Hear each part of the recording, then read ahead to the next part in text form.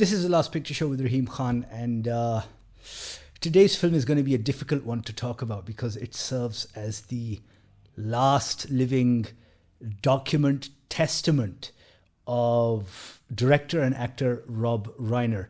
I'm taking a pause because I am going to be doing a retrospective on him, so I don't think it's worth commenting on the very tragic circumstances of his death.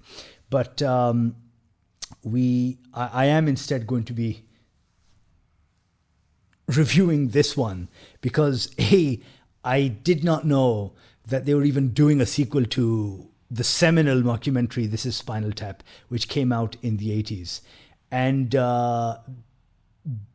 number two, or B, the last time I'd even seen Rob Reiner on screen, and I thought that was going to be at least the last time that I saw him, was on a couple of episodes on the latest season of The Bear. But here he is again, directing and acting in This Is Spinal Tap 2, The End Continues, along with, of course, Mike McKean, Christopher Guest, and Harry Shearer. So all of the original cast, of course, return, and it picks up, well, not exactly where we left off, but I mean, sort of, it is a continuation of that very same story where you have this Led Zeppelin-esque band, This Is Spinal Tap, and Brits, of course, and now much longer in the tooth, but not much wiser. They are doing a farewell tour, which is sad, again, considering what happened to Rob Reiner. Straight off the bat, of course. Should you watch this in the cinema? Should you stream it, or should you skip it? I wonder if this was even released in the cinema. I have to check that up. But for fans of the original, okay, wait. Should you stream it or should you skip it? Stream it. Okay, so get back to that original point of mine. For fans of the original. Now, the thing is that as a mockumentary, as a comedy musical, as even a sort of capturing sort of that essence of, you know, the Brit invasion, what's it called?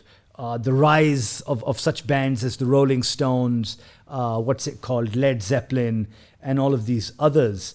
I mean, thing will go down in history. This is Spinal Tap. I mean, there is no question about that. Where does the sequel rank? Does it come close to? Does it surpass? Or does it, of course, underwhelm? Look, this wasn't a necessary movie. This wasn't a sequel that perhaps fans were clamoring for or demanded. I feel that the original is enough to sate any sort of, like, you know, need for a Brit rock mockumentary.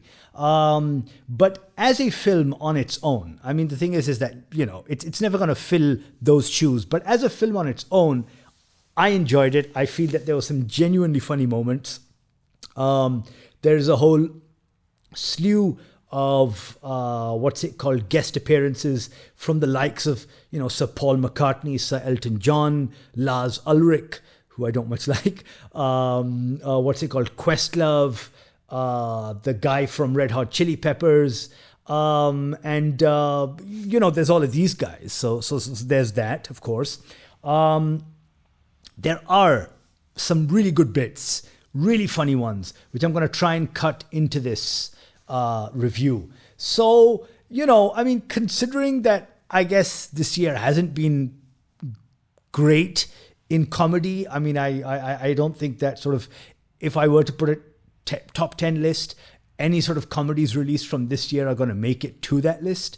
But as this one stands, yeah, I enjoyed it.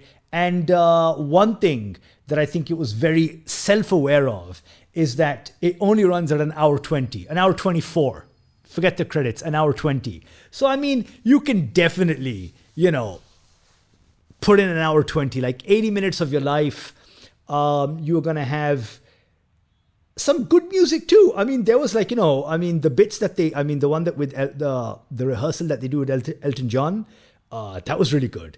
The one that they do, what is that one? I think it's Got No Money or something like that. I think that's the song. That was really well done. I mean, the music this time around, now, I saw it ages ago, the original, so I can't remember the music from that one. But the music in this, it was pretty good. And of course, everyone's like pretty spot on. I mean, Rob Reiner is doing what Rob Reiner does. He's always this sort of eager beaver. I mean, he even looks like one. But I mean, he's, everyone is there. They are present. They're not phoning it in. They're kind of enjoying it. And I think that's sort of one of the, I would say, revelations, one of the sort of standouts in this is, of course, the PR guy, the Brit PR guy. I'm forgetting his name, but he was the same nebbish sort of, I wouldn't say PR person, communications person in Armando Iannucci. I'm messing up your name, I'm sorry. But In the Thick of It. I mean, you remember that great show with Peter Capaldi. So he's in it, and I like that. And one bit, I just have to recount this one.